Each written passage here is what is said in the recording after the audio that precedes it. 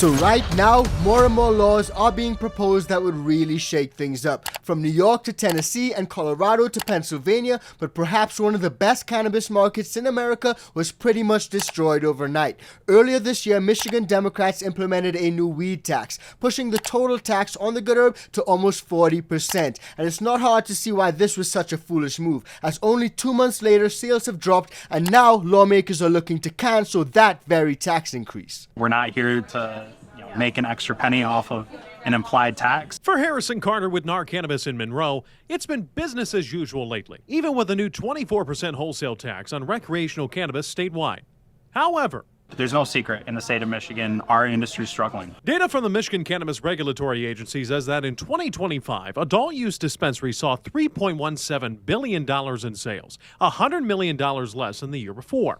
The average price for an ounce of flower also dropped to $58.20, down more than $10 from 2024 and more than $35 from 2023. And in terms of business growth, by the end of last year, Michigan had 2,171 active cannabis licenses, 85 less than the prior year. As Ohio builds it out and becomes more adept at marketing as Michigan is, we'll lose all those out-of-state customers. Republican State Senator Joe Bellino Jr. says the new tax is too much burden on businesses like Carter's. The 24% tax is on top of an existing 10% excise tax and 6% sales tax, meaning dispensaries see 40% in taxes as a whole. And you added 24% and bam, now you're 40% above. So you got to watch it. The tax will kill a big part of the border business. That's what's going to happen. It's going to kill it. So high taxes has been destroying legal markets since legalization became a thing. I mean, just have a look at California. Tons of local small businesses are suffering because of those high taxes. And now Michigan is following that California playbook. And they've implemented some crazy tax hikes. And it's absolutely clear to see, as according to this article, Michigan's marijuana tax experiment should be an urgent warning to other states. Do not follow that experiment. So we all understand why lawmakers implement these higher taxes. They want to generate more revenue, more taxes and more profits for the state. But when we flip the script, a lot of times these higher taxes result in lower sales. And according to this article, in an effort to raise short-term revenue, Michigan recently adopted a cannabis tax structure that's already proving economically counterproductive and strategically short-sighted. For years, Michigan was regarded as one of the most successful legal cannabis markets in America. The explanation was simple. Michigan wisely adopted one of the lowest cannabis tax rates in the entire country. Previously, they had an effective tax rate of 16%.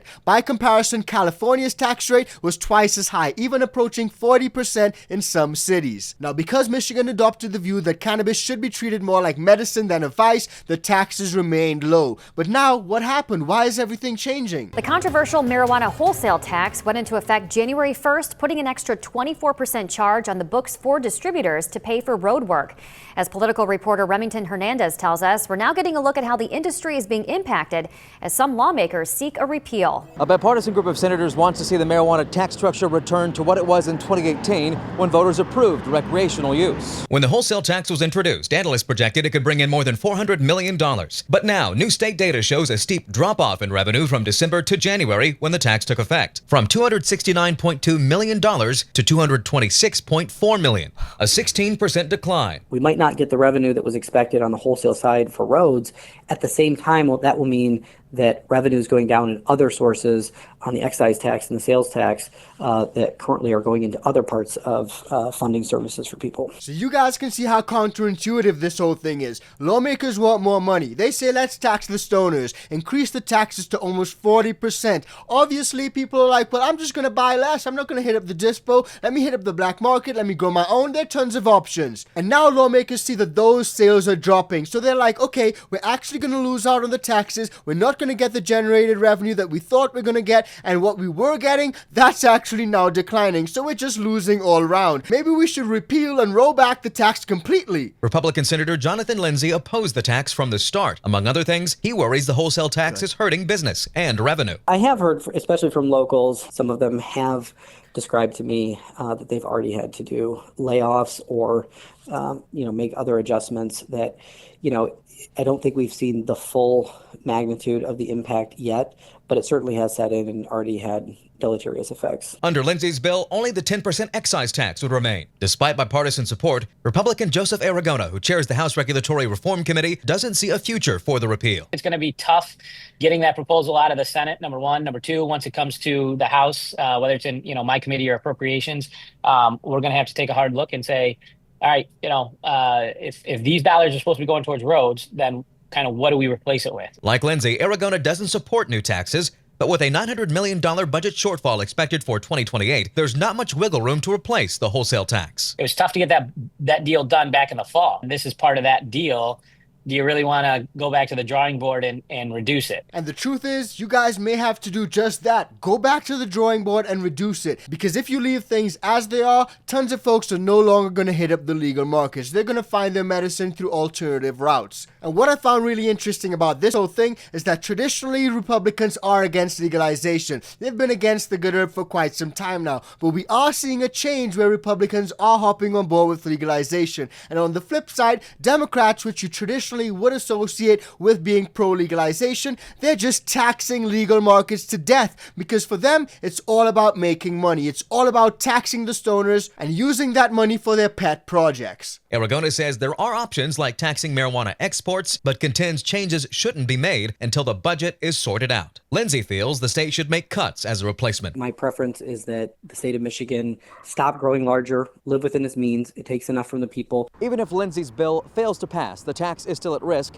as a lawsuit from the industry heads to trial seeking to stop it. And that's just the truth about it. When lawmakers consider the good herb to be a vice rather than a medicine, they will tax it and tax it to death because they have no care, no regard, or no sympathy for those people who are actually using it. Now, another state where we may see change this year is over in Pennsylvania. It definitely feels like it's just a matter of time before they legalize recreational herb. And according to this article, legalizing in Pennsylvania would generate almost $500 million in revenue by 2028 under the governor's new plan. Now, what I found interesting about this whole thing is that the Democrat governor, Josh Shapiro, his plan for legalization does include a 20% wholesale excise tax as well as a 6% state sales tax. So that pushes the total tax to around 26%. And to me, that still seems like a relatively hefty tax, but according to this, it's all about generating profits for the state. And the truth is, we've heard mumblings about Pennsylvania being ready to legalize for at least the last year and a half. But where has it all gone? What's actually happened? Why has nothing rolled out yet? Have a look. Governor Shapiro unveiled his state budget proposal yesterday. He touched on everything from utilities to agriculture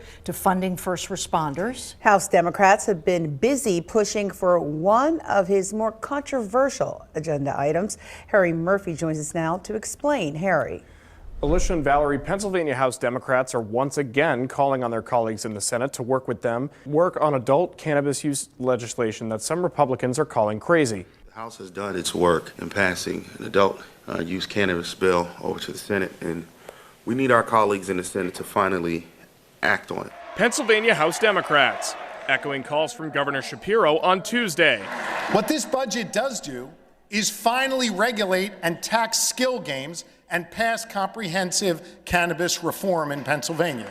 House Bill 1200, which was introduced by Democrats last year, is currently stuck in committee. Now, last year, we did bring you guys the news about this very House bill, House Bill number 1200. And according to this House bill, it would have legalized recreational sales, but all the stores would have been run by the state. And that's a very dangerous situation to be in. Senate Majority Leader Joe Pittman explaining part of the reason Republicans opposed it. When the House Democrats passed recreational marijuana last year, and they came up with that crazy plan to have the state stores implement it, we heard nothing from the governor on whether or not he'd even sign the bill. The proposal from PA Democrats seeks to establish publicly owned and operated cannabis shops across the state to help fuel an economic engine and implement regulations that surrounding states may not have. Without proper controls in place, we risk turning Pennsylvania into the new playground for corporate cannabis. We have the opportunity to rein in a market that is completely deregulated in terms of potency, content, or labeling. But critics say the money that the state would earn isn't worth the cost on PA communities. When it comes to health care, when it comes to education, when it comes to law enforcement, when you increase access to these high potency products, you're going to have costs. It's a cost I don't want to see Pennsylvania pay. So when it comes to legalization in Pennsylvania, I'm all for it. But the truth is, I do think that some of these smaller mom and pop shops, they definitely should have an opportunity to set up businesses rather than simply state-run shops. And recently there was a poll which was conducted in Pennsylvania, and a lot of voters agreed with that sentiment. And another poll also says that the majority of Pennsylvania voters do in fact back legalizing the good herb. Now Pennsylvania does have legal medical herb, but not yet recreational, and when it comes to medical, they take things very seriously, and I'm gonna show you guys just how seriously in a bit. But before we get into that, just a quick reminder, if you're getting value from this video, please do like, share, and subscribe to the channel. And if you want to support us further, join the ICANN VIP Bean Club or cop some merch from our merch store. We got that new American grown hoodie, the good herb. Use that code ICANNTHC and grab it now. And if you happen to be a home gardener, try the ICANN Organics. Use the code LEGAL. It works on the bundle and the seeds. A nondescript building once a rag factory. Now, it's a legal marijuana company that produces plants to help with the medical industry. the company is Jushi, which operates in 6 states. Security manager Brian Nikoloff assures this place is secure. I'm not allowed to say exactly how many cameras we have, but we can pretty much tell when an ant is crawling around. From plant security to keeping the plants secure, all visitors must wear PPE from head to toe to keep outside contaminants out. That includes State Representative Abby Major, a Republican who's partnering with Democrats on a bill to legalize recreational marijuana. Some plants are, 5-foot plants, some are about 3-foot plants. From growing to harvesting to manufacturing to packaging to testing. They proudly call themselves control freaks. Peace of mind of knowing that all the genetics are here coming through clean, that everything is getting tested and is regulated. So it's added peace of mind of just knowing that what you're putting in and you're inhaling and what you're eating obviously is clean. Products are tested twice for toxins and THC levels. Even the testers are tested. We even vet our third-party testing labs. Every single one in the state we have vetted to make sure that, their methods are validated. And personally, I think that is one of the biggest benefits of the legal market. The testing requirements and the safety standards. Those are really important because we've seen already in legal states with legal markets situations where flour is contaminated with E. coli, salmonella, and all sorts of really bad stuff. But what's really great to see is that more and more folks are hopping on board with legalization. And it's a bipartisan issue. Whether you're a Republican or a Democrat, a lot more folks are consuming the good herb and want to see it legalized. And according to this next clip, more people are relying on the good herb to even get through their daily routines. Have a look. Cannabis is ingrained in my brain. So when I wake up and I get up, it's like the coffee. It's like the coffee. Miguel Laboy has smoked pot recreationally for more than 50 years and is also among the millions who use the drug for its medicinal benefits. They prescribed me cannabis when I had the chemotherapy. This is my only medication, cannabis. But compared to when Laboy started smoking in his teens, cannabis is much more accessible and potent. And contrary to popular belief, it is possible to develop an addiction. It's known as cannabis use disorder. And I feel guilt to this day that I upsold high-potency THC concentrates. And I remember, still to this day, selling shatter to 15-year-olds who would come in as medical patients with their mother. That's what I saw happening in the dispensary. People who were casual users like myself were all of a sudden swept up in it and consuming more and more. When I started consuming the high-potency THC concentrates, it was really altering who I was as a person. I was waking up and doing it. I was driving to the dispensary and doing it in the car before I went in there. I was doing it during the breaks. For some, the positives still outweigh the negatives. The drug is cited to help with pain and anxiety, but frequent or heavy use can lead to memory and lung issues. Kyle, who was granted partial anonymity, said he used the drug to help manage panic attacks, but has felt a growing dependency. Yeah, I smoke every day. It's the only thing that can make me relax and just actually be able to not feel like I need to do 1,000 things at once. But because of that, you know, you get a lot lazier, the brain fog isn't super fun, and then the brain fog can only be remedied by smoking again. So it kind of creates a pretty vicious cycle. So despite the fact that more and more folks are using the good herb on a daily basis, those are the types of reportings that we hear, and that's from the Associated Press, AP. And even when they mention some of the benefits, it's almost like they hit you a double-handed backslap and say that there are also tons of negatives that you need to be aware of. And just having a look at the comment section of that video, a lot of folks appear to agree with that very sentiment. As one person says, most Americans are addicted to alcohol, and that is a dangerous drug. Another says, so which alcohol company funded this study? Someone else goes on to say, such a BS piece of news. Propaganda for Big Pharma. Alcohol, caffeine, and sugar, those are more addictive and they cause more health problems for Americans. This is propaganda for Big Pharma without a doubt. Cannabis is safer than alcohol. Making it legal globally would make Big Pharma collapse. Do not believe the lies. So all those comments would tend to agree. The good herb has medical benefits that simply cannot be denied. And that's probably why even in currently prohibition states like Tennessee, medical herb could be on the way. Have a look. For years, medical marijuana bills in Tennessee have gone up in smoke, but Republican lawmakers now say a program could be just a few years away. I would say within the next 2 or 3 years, you're going to see a framework set up here in Tennessee. It comes after the federal government announced it would move marijuana from the most serious Schedule I drug category to a Schedule III, opening the possibility of legislation for some Republicans. My biggest objections are being resolved by the federal government right now in rescheduling cannabis and rescheduling specifically marijuana and allowing the doctors to take over and make a determination on how and if these substances could be helpful. And that right there is something that I've said so many times in the past on this channel. President Trump's executive order to reclassify the good herb from Schedule I to Schedule III could be the push that some of these currently prohibitionist states and Republican lawmakers needed to finally get on board with legalization. And to me, that's a good thing. Republicans say the current General Assembly isn't in a place to change the law just yet, but some hope they can start taking steps toward that. I look forward to the day in Tennessee that we've set up a framework where people aren't just getting high, but there are some very sick people who don't want to be on opiates or something that comes across from a prescription from the pharmacist. They want something natural that's safe, and we know where it came from. We know it's not been perverted or adulterated with fentanyl or anything else. It's going to happen soon. The federal government has realized that they've been in the way for a long time. Lawmakers on both sides of the aisle have filed multiple medical marijuana bills this session, including a Republican-backed proposal that would launch a study into how ready Tennessee is for a medical marijuana program. In a rare move, the House just suspended the rules to move it forward to its first committee. Democrats say it's about time. We look at the opioid crisis. We look at people who are addicted to painkillers.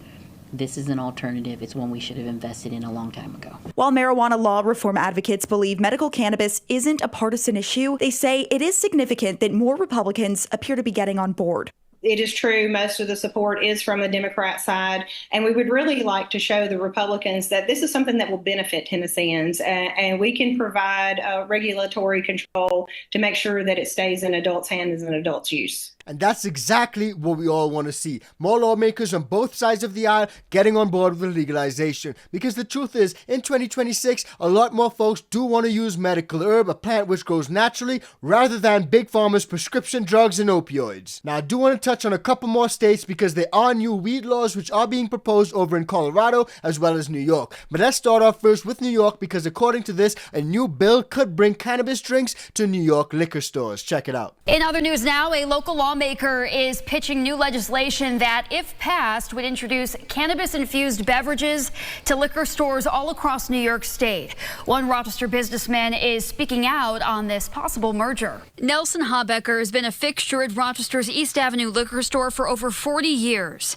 Wine and spirits are his specialty. Weed drinks would be a new endeavor. It's new to us, and I don't know how the people are going to respond to it, and I don't know how I want to respond to it, actually. Senator Jeremy Cooney recently introduced a new bill which could allow New York liquor stores to sell cannabis-infused beverages. Those stores would only be able to stock low-dose options with a THC content of 5 milligrams or less. Owners like Habecker would have to apply for permits in order to sell them. After the legalization rollout, he says he has some concerns. That's what worries me, is I saw the rollout of the initial cannabis in New York State, legalization of it, and it seemed like it was very difficult for it to get started. It's a give-take. I don't know where they're going with it yet. So I'd like the ability to understand better so that we can proceed in a manner that works well for us. And I do think that that's something that a lot of folks want. Clarity as to what the laws are, how they can operate, and what they can and cannot do. Because we've seen New York, when they first legalized, a lot of folks were unsure as to how things were running. There were no licenses issued, no dispensaries set up, but there were a lot of folks growing their own. And what we see is that some of these newly legalized states do look to states which have legalized for quite some time now as a roadmap as to how to proceed when it comes to rolling out their own laws. And one of those states which is legalized for over a decade now is over in Colorado. And Colorado lawmakers are now discussing proposals for more cannabis-friendly events. Because, I mean, you can get the herb, but where's the events where you can consume it? Have a look. Today at the state capitol, lawmakers are discussing a proposition for more cannabis-friendly events. Yeah, finding a place to legally smoke marijuana in public is scarce. Now there's a small push to make public pot-friendly gatherings more accessible. Let's go to your reporter Kennedy Cook live at the state capitol. And Kennedy, these events would have some very strict rules here. Yeah, definitely strict rules, Brian. We're talking about House Bill 261117. It would create a temporary permit for marijuana to be consumed, however not sold or distributed on the premises. Now, to be issued a hospitality permit, the applicant must hold an active marijuana hospitality business license, apply for the hospitality permit, and pay the application fee. However, we talked about strict. There are restrictions. A marijuana hospitality business or a participating license is prohibited from operating an event for longer than 72 hours, hosting more than 15 events per year, selling, transferring, or distributing marijuana at the event premise during an event, and transferring the hospitality permit to another person. Now, that committee hearing that is scheduled for today at 1:30 p.m. So more 420 friendly events where folks can actually consume the good herb without fear of being prosecuted. That's fantastic. But let me know what you guys think about everything that we discussed in today's video. From the crazy Michigan tax hike that could potentially destroy the market that now lawmakers are trying to roll back, to potential legalization over in Pennsylvania as well as Tennessee, and also what's happening over in New York and Colorado. Drop your thoughts and concerns on all this in the comment section down below. Now, in our next video, something that's really mind-blowing is that the good herb was mentioned over 650 times in the Epstein files. It's absolutely ridiculous, but it's not the way you might think. If you haven't seen that video, check it out. It's coming up right now.